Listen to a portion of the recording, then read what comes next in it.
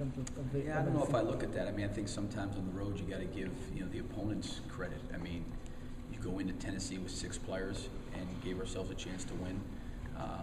We go into Missouri with 7 guys, and we're right there with an opportunity to win the game. That's what you want. I'd be a lot more concerned or alarmed if we're going in and not having a chance to compete and play in the game.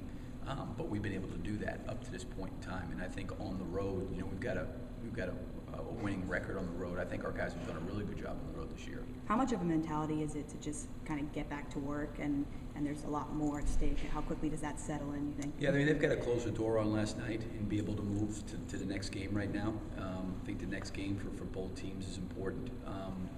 You want to be able to, go into the SEC tournament, improving and getting better.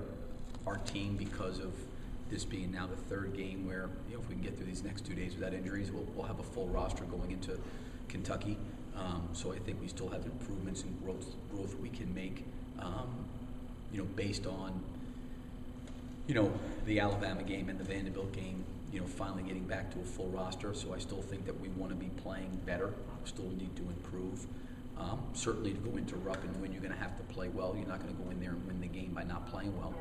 They've obviously been very good at home, not only this year, but for the history of their program. It's a challenging, difficult place to play in. And you want to take on another road challenge, to be able to go in there and play well. How much different is this game without Noel? Well, I think like any time you lose good players on your team, our team changed. We lost Will you get.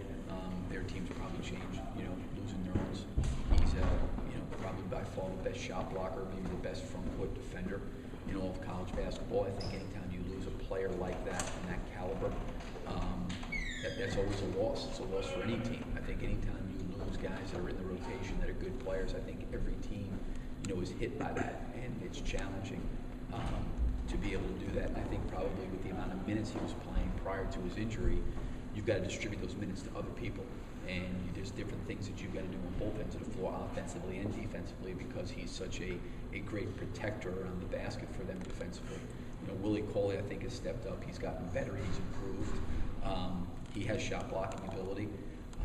But certainly Nerlens did it, I think, at like an incredibly special level, as good as anybody's done it in a long, long time. So, I think for their team, like our team, we're still going through some, this time of year trying to get into some continuity and some cohesiveness because of our injuries and what we had to deal with guys being out and guys coming back. And I'm sure they're doing the same thing on both ends of the floor, trying to learn how to play without him.